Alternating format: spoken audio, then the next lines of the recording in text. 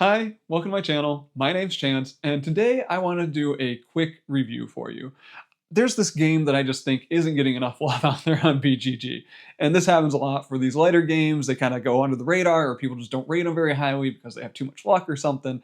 And I'll admit that I fell into this category when I originally saw the announcement for this game. So the game I'm talking about here is Slambo.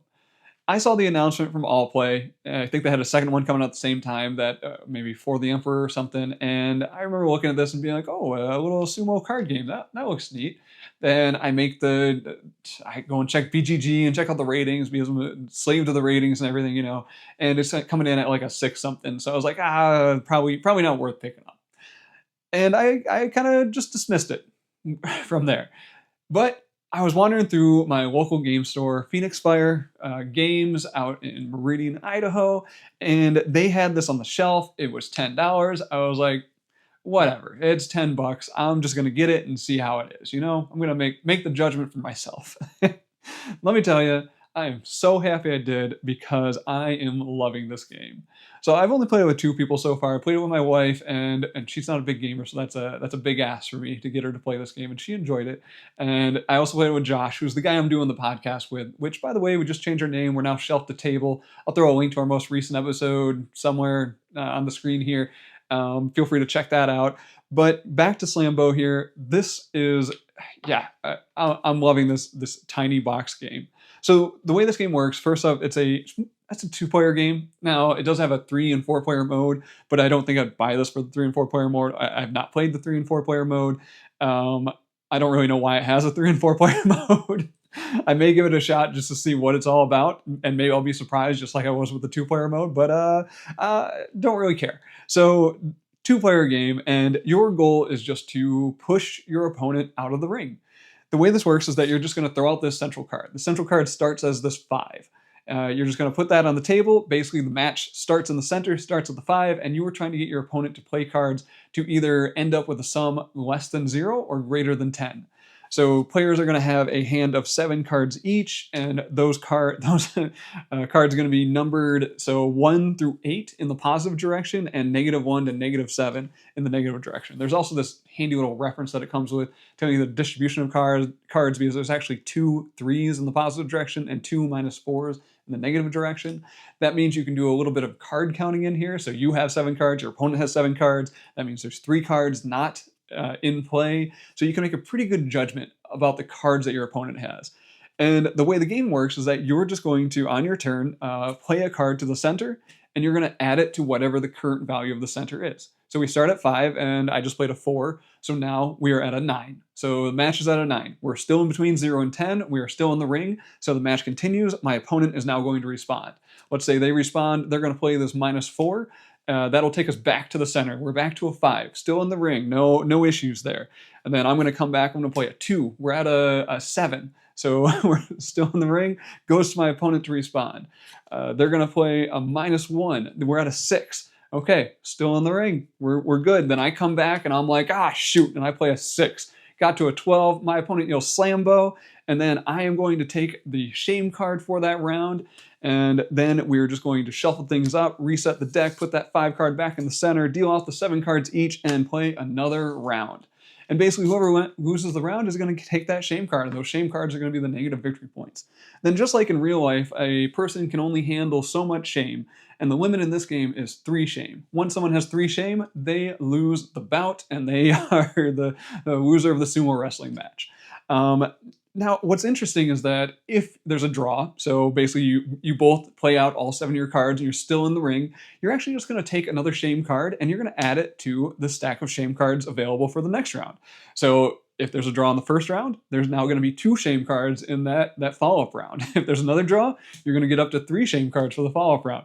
And then you're going to run into those instant loss condition, because essentially, like, whoever loses the next match when you're up to 3 shame cards, they instantly lose because they have more than 3 shame cards.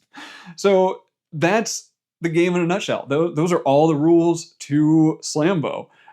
You're just trying to play cards and stay in the ring as long as you can and push your opponent either above 10 or below 0 so you can be the one to yell Slambo. And the reason why I think this game is rated low is probably because of people saying that this is going to be a luck-based game. To be honest, I'm not going to counter that argument in any way. I do think that there is a decent amount of luck in this game, a pretty solid amount of luck in this game. But this takes me back to a time when I used to enjoy things like, let's say, Uno or War, you know, like just playing War and flipping that card and seeing who wins and then flipping and continue collecting more cards and seeing who has the stronger card. This is almost like that, but with actual decisions and an actual end state. Like War, just that game's terrible because it like never ends.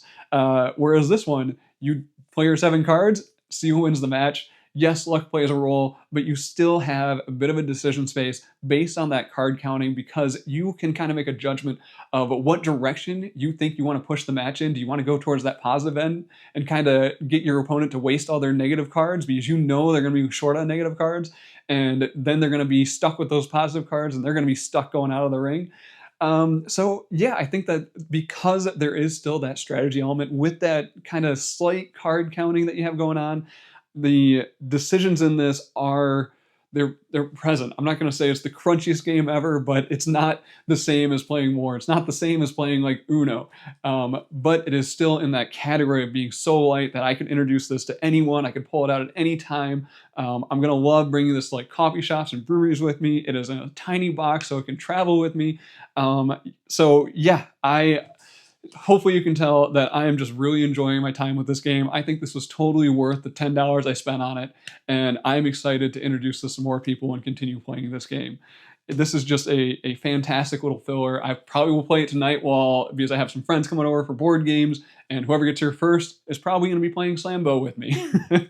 Now, I will mention one more thing, is that so besides the 3 and 4 player variant, there is an expert variant. The expert variant is that you just take this center card that says the 5 on it and says the 0 to 10. You just flip this bad boy over, and now it says 1 to 9. You basically just tighten the bounds of the ring, and you are now going 1 to 9 instead of 0 to 10. So you've restricted the arena, which I think will bring out a little more strategy. I haven't tried this yet, but I feel like that will make the card counting more important, make the cards you play and what direction you push the sumo match in more critical. So I think the strategy might even start to shine a little bit more in this expert mode. So I'm excited to give that a shot. And yeah, this is one of those games that I can see this staying in my collection forever. I will continue carrying it around with me. If I have 5 minutes with a friend, I'm going to pull this out and we're going to do some Slambo. That's going to do it for my review of Slambo. I hope you enjoyed this. I really just wanted to give this game a little bit of love because it's not doing great on BGG, and I feel like that's a bit of a disappointment because I do think this game has something special. It is light, unique, fun, easy to teach, easy to introduce to gamers and non-gamers, and I am enjoying it. So that'll do it for today. Thank you for watching the video. Thank you for spending your time with me. So as always, I appreciate it, and I will talk to you next time.